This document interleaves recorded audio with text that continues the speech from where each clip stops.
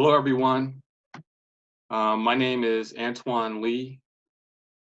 I am a 2020 Burning Man honorarium recipient and artist and architect for the Solar Shrine Project.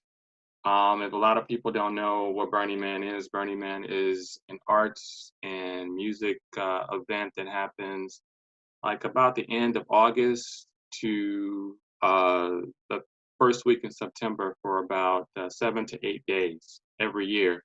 It actually got canceled this year due to COVID-19. So the events are going to be virtual, but we plan to be back at Black Rock City in 2021. So during Burn Week, we are pleased to bring to you virtual DJ sets, artist performances, yoga sessions, and conversations with grassroots activists, among other events. The theme of the Solar Shrine is Afrofuturism, where connections are made to our collective ancestors from the continent of Africa, and history is projected into the present, thereby shaping the future. It is my pleasure to bring to you today a virtual conversation on traditional African architecture with Nmadili Okwumabua. Nmadili is an urban planner, professor of African architecture and urban design. Her passion for design is rooted in a vision where communities in Africa and the diaspora are developed with new architectural languages that celebrate the aesthetics and culture of the people today. Nmadili attended the University of Tennessee and Georgia State University, where she pursued her undergraduate studies in architecture and urban planning. She holds a master's degree in African Studies from Clark Atlanta University, where her research centered on the evolution of modern vernacular architecture in Nigeria. Her career as a built environment professional spans over 20 years. In 2013, the fruits of these efforts gave birth to the Community Planning Design Initiative Africa, or CPDI Africa, a research-based, culture-inspired initiative created to develop a new architectural language for Africa through design competitions. It's a lot to say. Hey, how are you doing? Hi there, Antoine. How are you? I'm doing well. I'm doing well. Just keeping it moving. Things are just keeping it moving here. I'm so happy to have you to do a virtual conversation. Awesome. Yeah. So I remember I met Nmadili like last year online. I've actually been in Nigeria. I went to Nigeria in 2013, and I stayed in the southwest part in Lagos. And I have ties to Nigeria through my father, as he was really not from maybe from an ancestral level too, in terms of blood and back, for the slave trade, but just from studying the history, he was really fascinated with Nigerian history and things like that. So he passed some of that stuff on down to me. And so I found out about you online, and I was like, I have to reach out to this woman. Who's this woman doing? She said these beautiful designs. What is she doing? These prototypes, and trying to really do something. Use traditional African typologies in a more contemporary, light or forms today. So I was like, I have to reach out to her. I have to talk to her and see work with her, collaborate with her on some things. So, we wanted to do some buildings. We still will do some buildings in the future, but we're virtual right now. So, yeah, I'm so glad to have you to have this conversation with you. Thank you. So, I just want to know, it's not a lot of people, go this route, in terms of they get backgrounds in architecture, urban planning, and then they really look at, taking some things from some of the traditional past or their histories, and then trying to bring them into more contemporary forms. So I wanted to know, what was the catalyst for you starting on this journey? Okay. Antoine, again, thank you so much. Really glad to be here with you and your audience. Your project, the Solar Shrine, is truly, truly exciting and right up my alley with Afrocentric architecture, contemporary design. paying respect to our heritage, our science and our technology, just the evolution of not only Black people, but all people. So congrats on your success with the project. My story, I don't know. It starts like I think most designers, just growing up, loving to draw. Something attracted me to houses. I found myself sketching, of course, like all of us.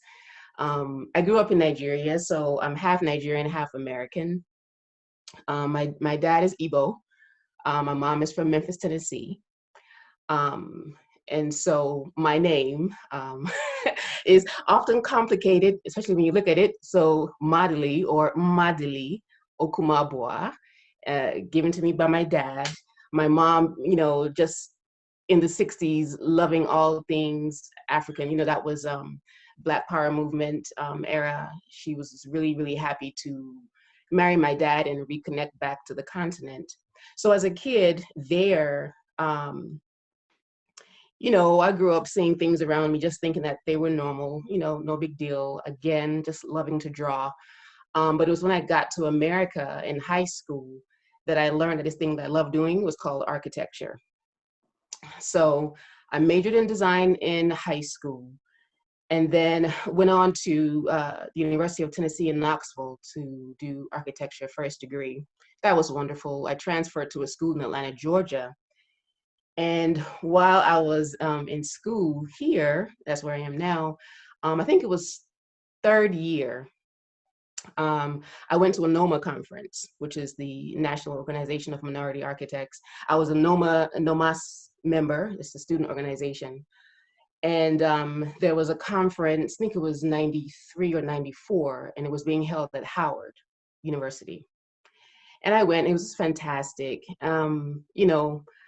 Again, third year design, like everybody else, I just took my classes, thought whatever they were teaching us was fine. I didn't have any problems with anything. I loved architecture. I get to this NOMA conference and I meet this professor, David Hughes. And he was giving a lecture about his book. He had just written Afrocentric Architecture, a Design Primer. And my mind was just blown. I mean, he was talking about architecture from an African perspective. I, I didn't know that was possible. I didn't even realize that I had gone through school all this while and hadn't learned anything about, Black architects or what we're doing. And then seeing his presentation and looking through his book. I mean, he had just gotten a Fulbright scholarship, and he had toured the entire continent of Africa from one side to the other, by road, car, plane, boat, whatever, just taking photographs and doing all this research. And his work was unbelievable. So I was so excited. I got back to school in Atlanta, and I was just like, oh, I remembered I was from Nigeria. Up until then, I think I'd forgotten. When you come here from anywhere, coming to America is like coming to heaven. So I got to America in '83 and just wanted to be an American, try to get rid of my accent, say my name the American way, anything just to not be an African at that point. So anyway, all of a sudden I realized, oh, that's right, I'm from Nigeria. I have a lot of culture, aesthetics and all of that to put in my project, right? That semester we were doing a museum for children. It was a science and technology museum. And so I just poured my heart and soul into my project, pulled on my Igbo aesthetics and spirituality and science, of course, and presented my project during jury. And then that's when I got that's when I got the real shock of my life, when my professor quietly informed me that, Nmadili, I'm really sorry. It's not possible to put Black, Africa, and architecture in the same sentence. Black people don't have design. What they do is they copy other people's culture and architecture. That if we want to give you the pyramids, all right, if we want to acknowledge that Egypt is in Africa, or the people were Black when they made the pyramids, okay, maybe. But outside of that, The only thing that Black people have ever done is build mud buildings with thatch roofs. And in these times, Black people have not contributed anything to the discourse on contemporary architecture. Wow. Yeah. That's like, I mean, so, what was your response, to your professor, after that? It was heartbreaking. It was heartbreaking. What I did immediately was pack up my model and my drawings and leave the class, and I never went back, right? So I didn't even finish design school. That's how angry I was very upset. I was young, my early 20s, hot-headed, and I was so confident and, of course, proud of myself and all of that. My dad said, Marley, that's not what you do. You get your degree, whatever they tell you to do, hop on one leg. They call you a monkey, okay. But when you graduate, then you show them that you're not whatever. I'm like, Dad, I can't do it. I can't do it. I can't do it.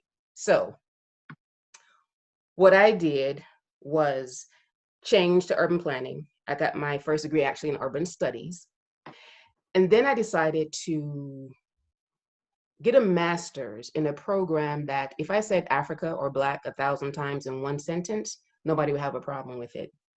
And I would take that time to research on what Black architecture was. What is African architecture? Was that professor right or wrong? If he was right, why? If he was wrong, why?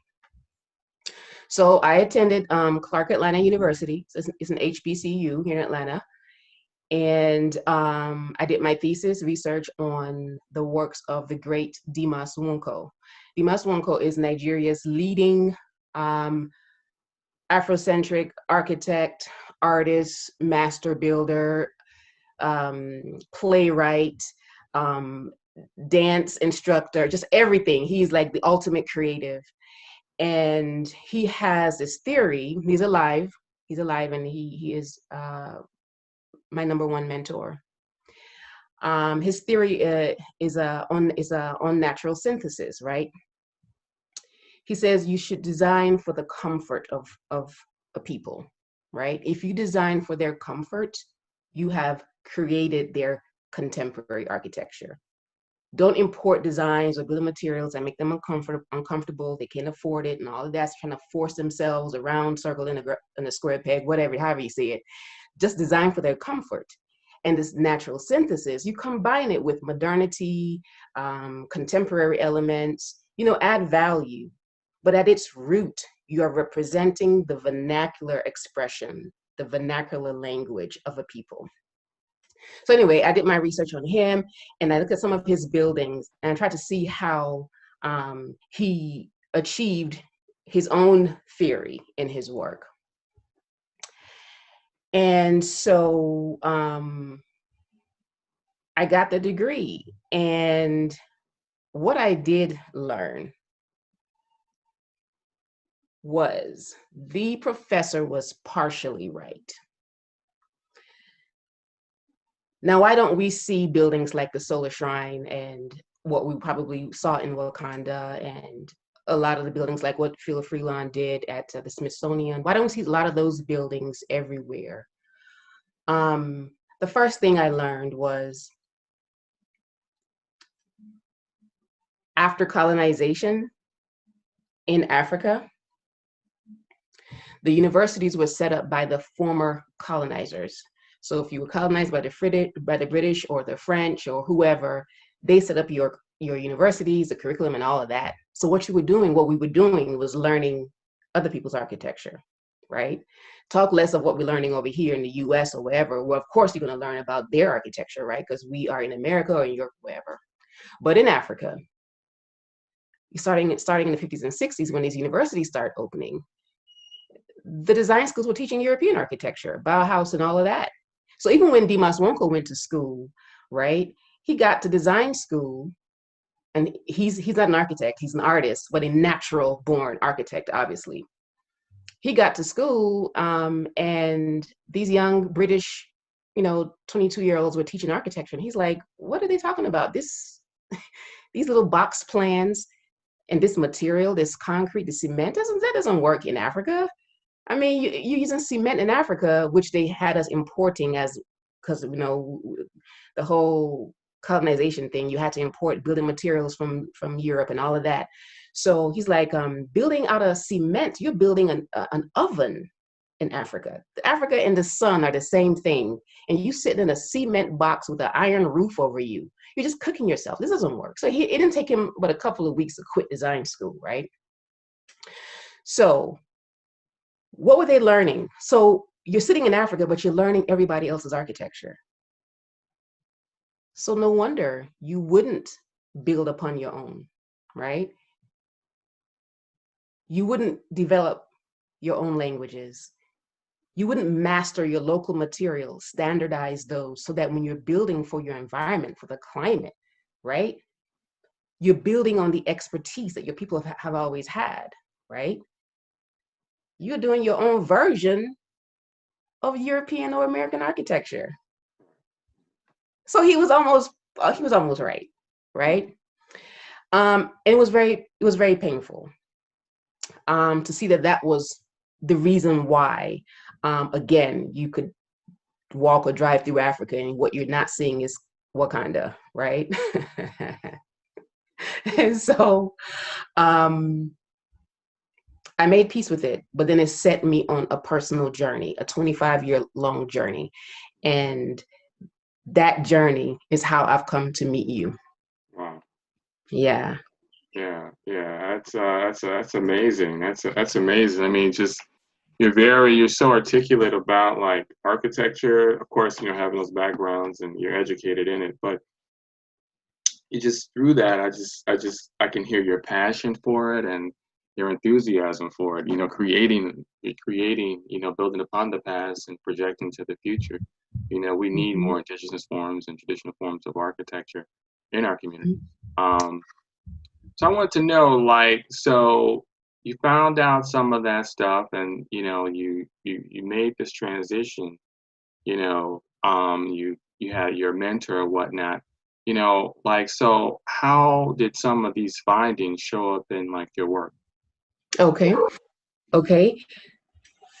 So I leave school. So now I have this master's in African studies, and I'm like, okay, so the next step would be to, I guess, go to Africa, right? And see how can I apply a lot of what I've learned. How can I begin to join those to make a difference, right? So I get there, and all the while I've been doing sketches, right? So I started doing my own research, trying to figure out how, okay, well, if I were to fast track, Black architecture, what would I do? So I had to start teaching myself. I have all of these books. Those days you go to the bookstore and we go to the architecture section, you'll see everybody else's architecture. But when you get to Africa, you will see these books with like naked people and traditional buildings or in the villages. And traditional buildings are perfect, right? You're building with adobe, the bamboo, the thatch roofs, all these organic materials, right? Stone. It's 1,000% green, right? That's the ultimate LEED architecture. So that's actually perfect architecture. But anyway, I get to Africa and I said, okay, well, let me go around and meet other, designers and see if they can join me in this conversation. How are we going to analyze this conversation on what's really being built in Africa, right? You go around, there are a lot of reasons why there's some level of poverty. Colonization it didn't really end, right? So, and then there are different levels. You got architecture that's going on in the villages that almost looks like what it's been since the beginning of time with those earthen buildings, right? People living very quiet, comfortable lives there. And then you go to the city, and there's lots of slums, right? Because people are leaving the villages thinking that they're going to the cities for a better life. They can't afford the architecture that's being built. So you can't afford anything. You can't afford a house, you can't afford an apartment, whatever. So you start building your little shanty towns. So I'm just thinking, so how can we, if the problem is we didn't develop our own architecture, then how can we start doing that? So I would get with architects and ask them, say, let's let's see how we can get together and design contemporary forms of traditional architecture. And they would say, who wants that? You mean like a big hut with all these roofs made out of palm leaves? And who wants that? You mean a big hut? I'm like, no, I didn't say a big hut. I said a modern or a contemporary version of traditional architecture. What do you mean, Madly? You mean like a big, like a mansion, but a mansion hut? I said, no, let's us look at traditional architectural, African architectural elements and fast track them and create something new, solve some of the problems that we're having, right? Since one of the issues is that, building materials are not affordable. You're in this cement box, and because there's no power, right? There's no electrical grid. People are having to buy generators and buy this expensive diesel to keep those generators powered so they can have light and air condition to cool them off in those cement oven boxes. Renewable energy, right? And using all materials. I mean, there was a reason why our ancestors built with clay and mud and adobe. They knew, right? Clay keeps the heat out. So you go into an earthen building in Africa, and it's going to be like the air conditioner is on the inside, but there's no AC. They just built with mud, and mud keeps the heat out. So how can we build upon our, nobody was interested. I said, okay, so finally came to me in 2014, I think. I said, no, 2013. I said, I'm going to launch an international African-centered architecture competition. I'm going to invite everybody to join me. Anybody who's out there, I don't care who you are, just join me. Let's do this research. Let's figure out how to do the research on the African built environment. When was the last time that African societies were at their highest before colonization or whatever? At their height. And then we look at that and say, okay, this is actual African culture and aesthetics and science and technology. Let's take some of the elements from that era, the elements that are still relevant, not the ones that are outdated or we've passed that or just not going to work nowadays. Take the elements that are still relevant and then translate those, build upon those, right? So I said, okay, I will create this design brief, have anybody who wants to get involved, do your research, and then submit a version, right, of this architecture. And you would win prize money, you would win jobs, you would win different things. But what I would be achieving is finally having people who were with me in this conversation, right, if it's valuable. And so in 2014, but 2015, the design brief came out. We launched a competition, and luckily for me, designers from all around the world responded with some amazing architecture. And I tell you, Antoine, if the night before the designs were due, nobody has sent anything. You know how architects are. They're going to wait to the last minute. Yeah. Nothing had been submitted. And then like 5 minutes before, I started getting these calls from all around the world. Can you give us 5 more minutes? Da, da, da, da, da. And they submitted. That's amazing. That's amazing. That's absolutely powerful. That's amazing. I've actually seen a lot of your renderings and different competitions from different years, and I've just been so blown away. You've got people from Russia, you've got people submitting from all over the world, from the diaspora, Central American countries or the Caribbean era countries, and then you've got people on the continent, different countries on the continent. So it's just really, it's amazing. So that's amazing. Hopefully I'll be a part of that, You will, Antoine. Yeah, absolutely. Better eyes on you. I don't know. So I just wanted to know, so you got to that point where you have, you talking to the business community and things like that. And you said that they didn't really, respond that well to you in terms of that. So, let's switch over gears a little bit. Let me ask you this. So the Solar Shrine is Afrofuturistic. One of our goals, one of my goals, is to manifest aesthetics and cosmologies which are native to Africa into the architectural realm. So how has CPDI been able to define the way forward in terms of preserving culture and then protecting like Black communities? Okay. Um, so it's been a journey. Um, I'll tell you a story. So right before we launched the competition, I was thinking that it'll be Black people that would be very interested in this conversation. And one of my cousins, actually, she tells me, she says, "Mother, you know, Black people are not used to thinking out the box, especially when it comes to architecture in Africa. Um, you might want to open this up to like everybody, right?" And I'm glad I did, because when other communities got involved, it showed the Black architects that, okay, this is cool. It's a good thing. You know, you can represent our culture in architecture and it be beautiful. One thing that I know for sure is when I packaged the designs in the form of, I packaged them in an exhibition that I call The Art of African Architecture. And I traveled around the world.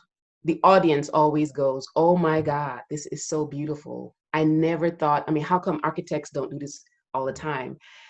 Where are you building these? Oh my God, I want one, I want one." If the audience had responded with, "You know, this is just really horrible. This is so primitive and savage. Why are you doing this to us?" Then I would have failed, right? And that professor would have been totally right that we can't contribute anything. You cannot translate Black culture and aesthetics and spirituality in the built environment, right? So the audience, luckily for me, responded well.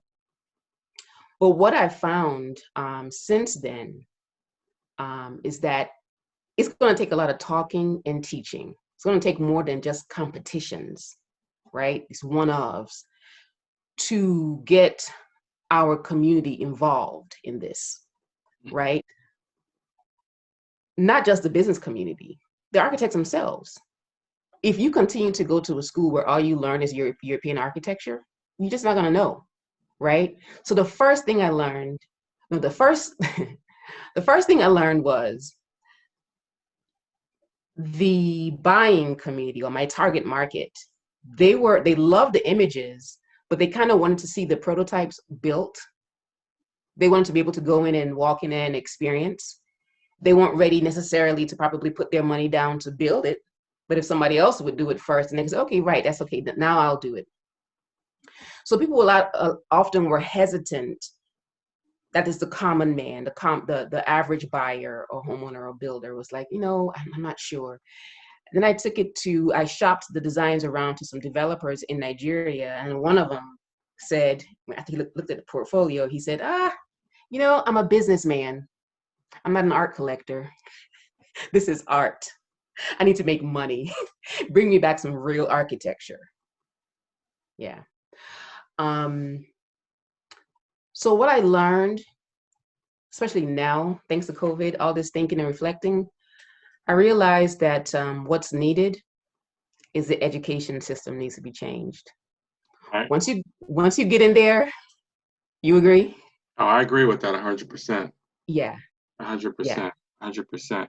You know, I'll say this, that the whole idea behind like the Solar Shrine was that, you know, the start of it was that in Chicago, I wanted to build like these pop-up architecture, uh, architectural buildings around in inner city communities in Chicago. So I wanted to like design them in modular pieces, similar to what I'm doing in Burning Man.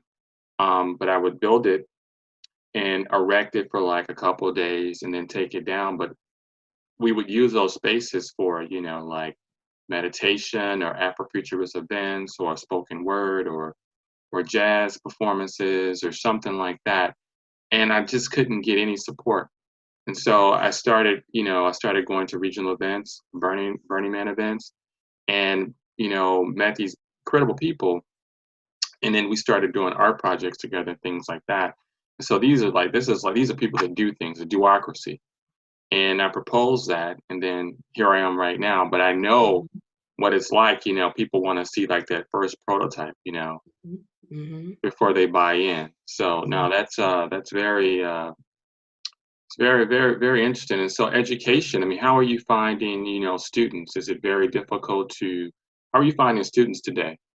So Students do appear to be more conscious today than they were, say, 20 years ago, 30 years ago. they are, thanks to the internet and so many other things. Is this a new day? The students are ready. Students reach out to me from all over the world. They find me online and they call and they're just happy when I actually answer the phone. They think I won't answer the phone, but of course I'll answer the phone or email me. I mean, you answered the phone for me. I thought you emailed me. I did, but then I got a telephone number after that. So I was in Nigeria when you first reached out, I'm right? just, yeah, I'm just joking. And you're playing, I know. Okay, so they call and they're crying, and it's just like, I can't take it anymore. I'm like invisible in class. You won't believe what my professor said to me. All the stories are endless and they're so painful. And here it is, this is about 25 years later. Black students are still going through this, right? They're looking for someone to validate them. That's all I wanted, right? If architecture is a profession in the creative arts, and again, architecture is supposed to be the translation of your culture, right, into the built environment. Everybody has a culture. You can't tell the Black kids that they don't have one, right? That everybody else gets to bring themselves to the table, to the classroom, to the jury, to the whatever. They just want to be validated. And look at your project. Your project, the Solar Shrine, that's like, isn't getting any more authentic and original than that. That's inspired by Black culture, spirituality. And you tell us that we can't bring that to the table. And there are thousands of African ethnic groups. Those of us in the diaspora, we all know where we came from. We came from West Africa, right? So we have so much to bring to the table. So the students are reaching out. Some professors do. Architects watch me. They're waiting to see how far I'm going to How get far with are you going this. to take it? Right? How far are you going to be able Okay. to take it? Right. Okay. And so what's happened, I found myself teaching. So with this traveling exhibition, it comes with the workshops and lectures and seminars. I found myself these past 5 years teaching. That's what I'm doing. People are coming and they're sitting in the audience and they're listening and they're asking questions. They're taking photographs of the exhibition, the different designs. So I realized that I've been teaching. And because I'm making a lot of noise, being international, going between Africa and America and Europe, I'm gaining traction. People are actually watching and following. And so I realized, okay, so what's next? Probably really is a school. Because when I talk to the universities, they're set in their curricula. I mean, they're not changing AIA or NIA, Nigeria's. They're not changing the way they teach architecture. They're not ready to. Every once in a while, you'd be lucky to have a professor who will let you do something that's interesting on your project. Otherwise, it's like, don't bring that in this classroom. So while we are waiting for the universities to get on board, I realized, not just me, a lot of people are realizing this. Take this conversation offline. Have the workshops. Have the design studios. And now we're having virtual studios, right? So there are a couple of global studios that are popping up here and there. And I'm just really That's amazing. ecstatic to say that CPDI is one of them. That's amazing. That's We did amazing. our first test run. Thank you. With our interns, we had 21 interns this summer. They graduate on Saturday from all over the Pan-African experience: African Americans, Haitians, South Africans, Nigerians, Republic of Benin, just dialing in from everywhere and talking every weekend. And now they're doing their projects. So we're going to have some exciting architecture to share with the world. But we're using this also as a case study. So by October, we hope to start announcing classes for our global studio on Afrocentric architecture. That's amazing. That's amazing. That's awesome. That's awesome. I want you to talk a little bit about like some of the things you're doing in terms of, I know we had touched on briefly, like, one of your goals is to also develop like communities, develop like housing prototypes. I want you to elaborate on that a little bit. Okay. Earlier this year, I was able to pull some investors together. Blessed about that. And we're looking at doing a small development here in Atlanta. We're going to do 3 homes. Um, I don't want to say affordable, I'll say mid-range, in the threes. Well, 3 is a little bit high for Atlanta. That's entry level and out west in California. But we're going to do 3 homes, and each one had a different inspiration. I started out top from the diaspora, so I was going to have a home that had African American architectural elements that included Haitian, Jamaican, the Caribbean, right? Looking at those design elements. Then I was going to have another house with inspirations from Nigeria, right? That's an easy one. Pick one country. That was one. That was the one for me, Nigeria. So a Nigerian house would be influenced by the architecture of several of its ethnic. Right. You got the Yoruba, you have the Igbos, the Hausa, Yes, those are the 3 Hausa. main ones. Yeah, and even they're 250, but those are the Right. three that are the largest. And then the third house, I was going to narrow it down even more and just focus on one ethnic group. So that would be the almost like the most authentic. And of course, I chose Igbo by default, right? So these 3 prototypes were going to be built on the south side of Atlanta. We found some land, wonderful and all. And we're just going to have them side by side and start marketing, do all the designs, get them on the FMLS, let people start seeing, oh, this is what's coming and everything. And then we stopped thanks to COVID. We said, let's not close that land deal just yet. Yeah. So now that things are starting to ease up, we're going to go back to that. And we have so many prototypes to choose from. We're always welcoming architects to join us, to send in designs or work with us when we get projects. But that's the goal, is to get a couple of prototypes done so people can see, have really nice open houses with music and food and dance and all that, and let people come and see and experience. And even when they sell, maybe have an agreement with one of the homeowners that, can we have an open house at your place once a month? We'll pay you. Absolutely. Let people come and see and experience. Absolutely. Absolutely. That's amazing. That's amazing. That's really good. That's really good.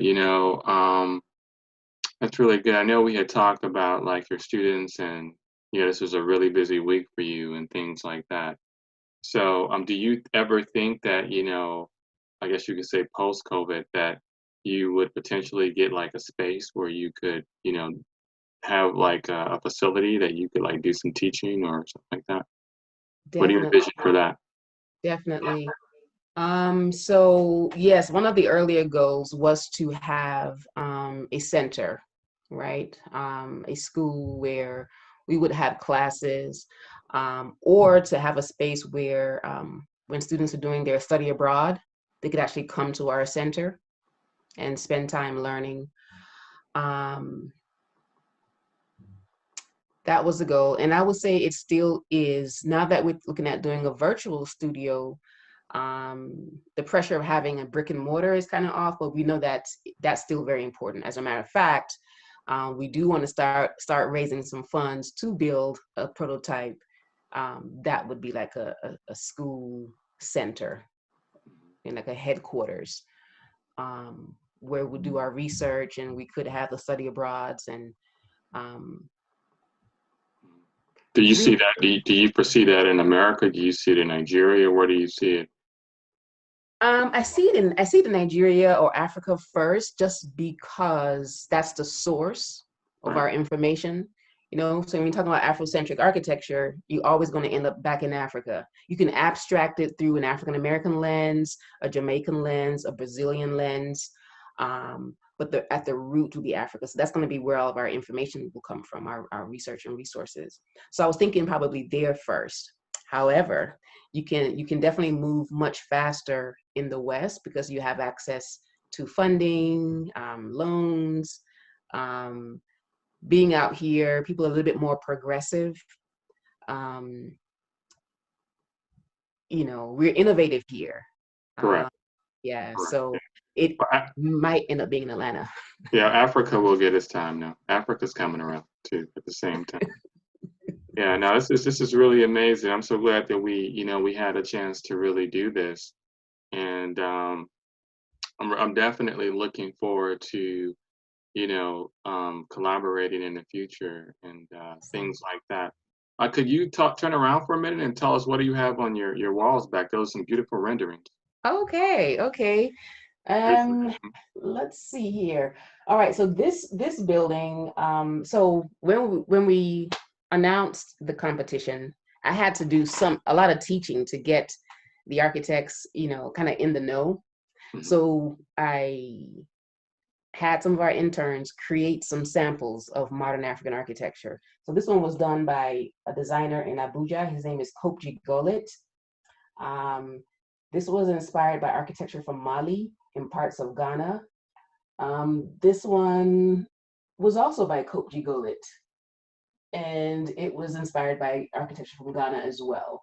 So we did a lot of sample prototypes and added those to the design brief that went out, so people knew kind of like what we were talking about.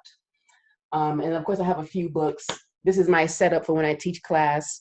Um, my books, African Cities and Towns Before the European Conquest. You look through this, I always find it so amazing, the sketches and the photographs that the Europeans took of Africa before it was colonized and all of the architecture was pulled down. If you really want to know what we look like before today, you got to look at their sketches. So this one was a good one. African designs from traditional sources. So you look at masks and patterns and motifs. You can draw a lot of inspiration from these. Some more on designs. Oh, this is a famous book by Susan Denier, African Traditional Architecture. This was like the first Bible that most people used when they wanted to learn about what African architecture was. Doesn't she teach at Harvard? I'm trying to think. No, I don't know if she's still alive. Oh, okay. She might be, but That's really good. That's yeah, amazing. this one. Then, of course, my second mentor. So I have two, right? Dimas Wonko and David Hughes. So David Hughes is out of Ohio. He teaches at Kent State. This is his book. So this is the book that changed my whole life when he presented it at Howard that year. Afrocentric Architecture, a Design Primer. David Hughes, FAIA NOMAC as well. So this is the first Bible. And that one over there is a book by Dimas Wonko, right? So that's his latest book. Um, it's unfortunate that you can't get books on architecture that are published in Africa. It's hard to get them in America. So when you have people that go there, if they can go and search through the bookstores and find them and then come and bring them here and put them on, online for sale, then you have access to amazing research that you otherwise wouldn't have. I don't think Amazon will sell the Amazon, yeah, that will sell books that are not published in America, something like that. Wow. So That's yeah, really amazing. That's really those like those renderings in the back are like absolutely beautiful. They're thank absolutely you. beautiful. Congratulations on Thank all of you. all of that you know CPDI and all the things you're trying to do and Thank your you. initiatives and I Thank knew you. that when we connected like last year, I said, this Hmm. is a very unique person, um, person that has an architectural background, but also is very sensitive to our history and our culture, and really wants to, you know, um, project positive images, positive architecture. Like one of the things that I believe is that whenever you build something, it's about optimism. So you like when you build something, you're saying I'm building something for the future. So like building in and of itself is like a futuristic activity because you believe that you're going to be around Yeah. for some time. So Yes. yeah, I really appreciate this, having this conversation and the time that just listening to you. I know we can go on and on for hours. We have gone on and on for hours offline. Antoine, I appreciate you. I just want to let you know that, a lot of times when I end my lectures with saying that the pyramids were just the beginning. Can you imagine where we could go from there, right? Or if we had continued to. So your project, the Solar Shrine, says a lot to me. you know, because I see you building upon our genius, right? You're adding your genius and taking it to the next level. And that's just incredible. I wish you much success with this project.